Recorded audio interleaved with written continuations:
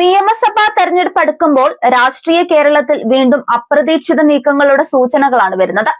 സ്ഥാനാർത്ഥി നിർണയത്തിൽ എല്ലായ്പ്പോഴും സർപ്രൈസുകൾ ഒരുക്കുന്ന CPM ഇത്തവണയും പതിവ് തെറ്റിക്കില്ലെന്നതാണ് ലഭിക്കുന്ന സൂചനകൾ.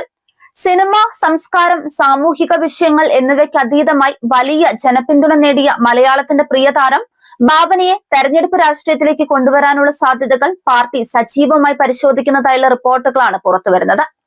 യുവാക്കളെയും സ്ത്രീകളെയും ഒരേ സമയം ആകർഷിക്കുന്ന മുഖമായി ഭാവനയെ അവതരിപ്പിച്ച് രാഷ്ട്രീയത്തിന് പുറത്തുള്ള വോട്ട് ബാങ്ക് തുറക്കാനാണ് CPMന്റെ നീക്കമെന്നാണ് രാഷ്ട്രീയ വൃത്തങ്ങളുടെ വിലയിരുത്തൽ.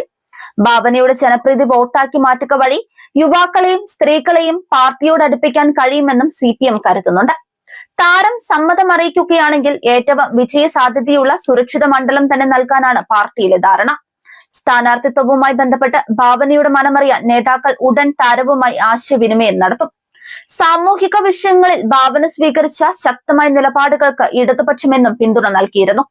മുഖ്യമന്ത്രി പിണറായി വിജയൻ നടത്തിയ ക്രിസ്മസ് വിരുന്നിൽ ഭാവന മുഖ്യാതിഥിയായി എത്തിയതും സർക്കാർ പരിപാടികളിലെ സാന്നിധ്യവും താരത്തിന് സർക്കാരുമായുള്ള അടുപ്പം വ്യക്തമാക്കുന്നുണ്ട്.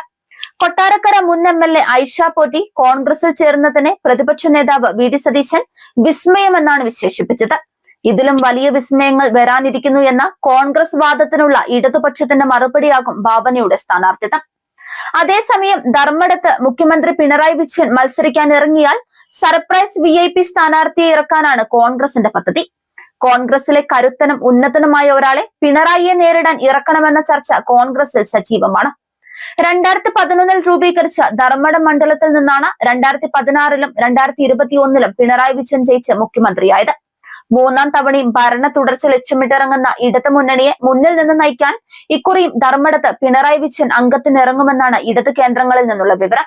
മണ്ഡലത്തിലെ പാർട്ടി പ്രവർത്തകരും ആ പ്രതീക്ഷയിൽ തന്നെയാണ്.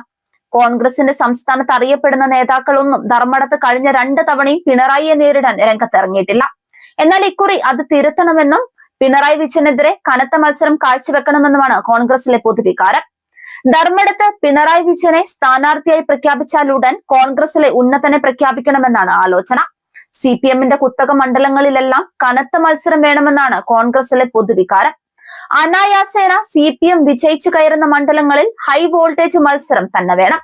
പിണറായിക്ക് സേഫ് വിജയത്തിനുള്ള അവസരം ഒരുക്കാതിരിക്കാൻ സംസ്ഥാന തലത്തിൽ അറിയപ്പെടുന്ന ജനകീയ മുഖമുള്ള നേതാവിനെ ഇറക്കണമെന്നാണ് കോൺഗ്രസിന്റെ ആലോചന. ഇതിനായി ഉന്നതന്റെ പേര് പല മുതിർന്ന നേതാക്കളും നിർദ്ദേശിക്കുന്നുമുണ്ട്. പിണറായി വിജയൻ ഇറങ്ങുമ്പോൾ അതിന് തുല്യമായ രാഷ്ട്രീയ എതിരാളിയെ രംഗത്തിറക്കിയാൽ കോൺഗ്രസ് സംസ്ഥാനത്തുടനീളം കടുത്ത മത്സരം നടത്തുന്നുവെന്ന പ്രതീതി സൃഷ്ടിക്കാനാകുമെന്നും ഇവർ കരുതുന്നുണ്ട്. പിണറായി വിജയന്റെ വ്യക്തിഗത പ്രതിച്ഛായയും പാർട്ടി സംഘടനാ കരുത്തും ധർമ്മടത്ത് ശക്തമാണ്. ഇതറിഞ്ഞുകൊണ്ടാണ് കോൺഗ്രസ് സ്റ്റാർ കാൻഡിഡേറ്റ് പരീക്ഷണം പരിഗണിക്കുന്നത്. തോൽവി സംഭവിച്ചാലും രാഷ്ട്രീയ സന്ദേശം നൽകാമെന്നും ജയിച്ചാൽ അത് ചരിത്രമാകുമെന്നുമാണ് കോൺഗ്രസിന്റെ കണക്കുകൂട്ടലുകൾ. ധർമ്മടത്തെ രാഷ്ട്രീയ പ്രചാരണം സംസ്ഥാന തലത്തിൽ തന്നെ ചർച്ചയാകുന്നതും ഗുണം ചെയ്യുമെന്നും കോൺഗ്രസ് വിലയിരുത്തുന്നുണ്ട്.